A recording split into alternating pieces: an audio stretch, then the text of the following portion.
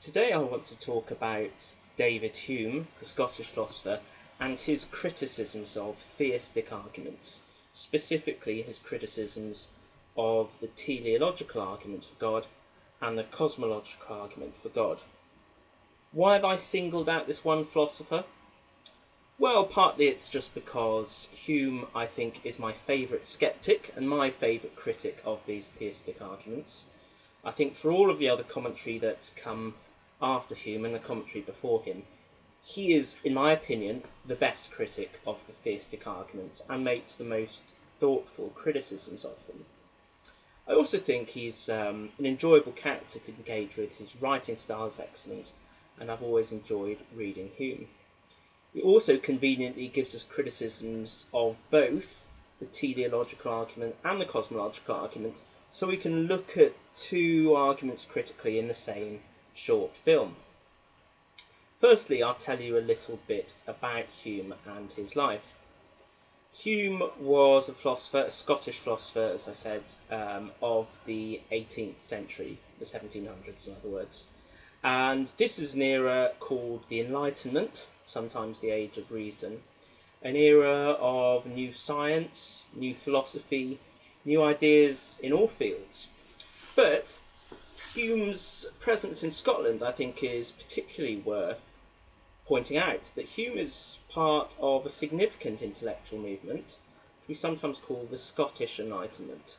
That is to say, Scotland was a hotbed of the latest thinking in all kinds of fields during this era, in philosophy, also economics, the famous economist Adam Smith, for instance, and theology, political science, etc.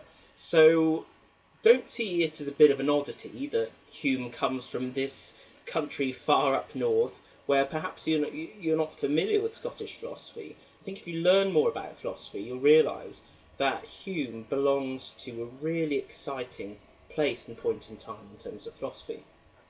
Now, we would classify Hume as a sceptic and as an empiricist. What do I mean by sceptic?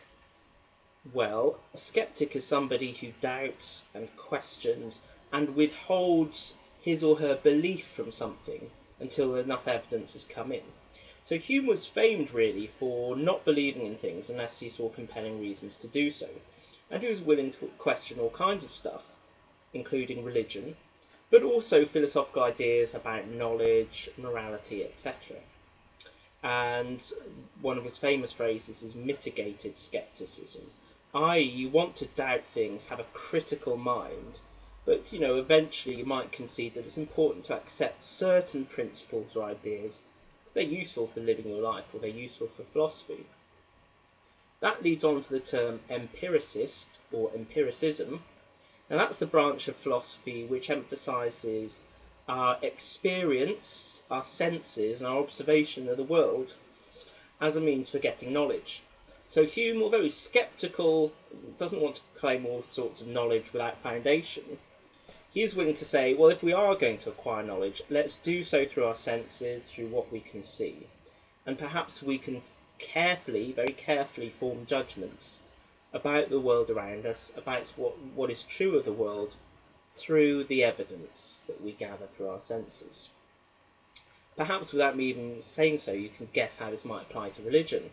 You're not going to want to believe things without foundation, that's a scepticism, and you're going to want to restrict yourself to what can reasonably be concluded from the evidence of your senses. And as we'll see, those things are important. Hume deals with the arguments in a much read and loved book, a dialogue, and Hume wrote a lot of his philosophy in dialogues, conversations between real and imagined characters, in his work, The Dialogues Concerning Natural Religion. And here we have very interesting conversations about religious concepts, some characters more believing and others more sceptical. Let's start off with a design argument. Hume makes a number of criticisms of the design or teleological argument, as it's otherwise known. This is, you may recall from some of my other films, the argument simply that because there's evidence of purpose creation, design, intent in the universe, you must suppose there's a designer or an intelligent creating being, God. So how does Hume refute this argument? Well, his first point, a very simple point, is that the universe is imperfect in its apparent design. Things go wrong. Some things are inefficient. Some things are not particularly beautiful. There is suffering, there is pain. Now, let's just contrast this with, for example, the watch analogy. What we value about a watch is the perfection of its design. Is it really good? Is it efficient? Is it reliable? Etc. Well, Hume is saying the universe has imperfection in design, so that would say, at the very least, there's an imperfect designer, so not the God that some people want to postulate, but also quite possibly nothing like a real designer at all, because the work seems botched. Second point Hume makes against the design argument is that this concept of design may not be the best term or the best analogy. If you think, and this is slightly after Hume's time actually, William Paley is saying, through an analogy, the universe is like a watch, the source of the universe is like a designer, is God. But Hume's saying, well, maybe this concept of design isn't the best way of looking at it. We could look at it in another way. Maybe the universe has been produced through some other means. It could have grown up organically like a vegetable, something like that. So we don't have to imagine some intelligent mind putting parts together intricately. It could be that the universe is generated, has gradually come to be produced. And if you think about it, this slightly foreshadows some of the evolutionary criticisms of the design argument. Lastly, on the design argument, Hume suggests a possibility that the universe could be the product of chance. Now, he doesn't have a lot of evidence to support this, but he's saying we should at least consider the possibility that it's just here. You know, do we really have certain proof that it must be deliberately and intentionally created? The universe may just be here. It may have just turned up. Some cosmic event may have just accidentally produced a universe. Now, in that sense, although Hume isn't a party of modern science, you might say that this particular criticism of Hume's fits with what some later critics have said. You know, maybe the universe or universes, if there are more than one, come to be for non-intended, non-rational reasons, but it may just be that natural processes just produce the universe or universes, and that's just the way it is. Just chance, or at least something impersonal. So there we are. Those are Hume's criticisms of the design argument. I'll pass some comments a bit later on. I want to briefly tell you his criticisms of the cosmological argument before that. When it comes to the cosmological argument, Hume's points here have got some things in common with the design argument criticisms, and if you think about it, some of the criticisms for each argument could work for both. Firstly, Hume points out what he says is a fallacy, like a poor logical step in the cosmological argument. Just to say, if you're doing a cosmological argument, you look at cause and effect in the world, and then you extrapolate from that, you conclude from that you can take that series and move out to the whole and say, because every cause in the world has an effect, the whole thing's got to have a cause, the whole world and the universe must have a cause. There must be some external, eternal cause, God. Well, Hume says, the fact that in a series individual things have cause and effect doesn't lead us to a conclusion about the whole. He says, it's a phrase I particularly like, to jump to the whole is an arbitrary act of mind. Okay? To say that what's good for this series of causes and effects, like a chain, is good for everything, for Hume, that isn't logically justified. Okay? It may be that the whole doesn't require a causal explanation, even though the bits of the world do. Secondly, Hume criticises the cosmological argument for its last step, from going from the point that the universe requires some causal explanation, to saying that this is something like God. Well, says Hume, what can you do with a cause and effect? You can only postulate, you can only suggest about the cause what is sufficient to produce the effect. What it means by that, if you have an object, the only thing you know about what caused that object is that it was capable of causing the object. Okay, so let's say I had a beautiful meal at the local Italian restaurant last night. What can I postulate about the cause of my pasta?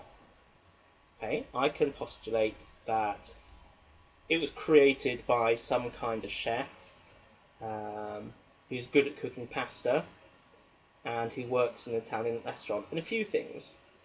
But I can't come to these really big extra conclusions. I can't say, he is the best pasta chef in the world, or he's inspired, or he's a beautiful man, or that he has the best taste buds in East Berkshire.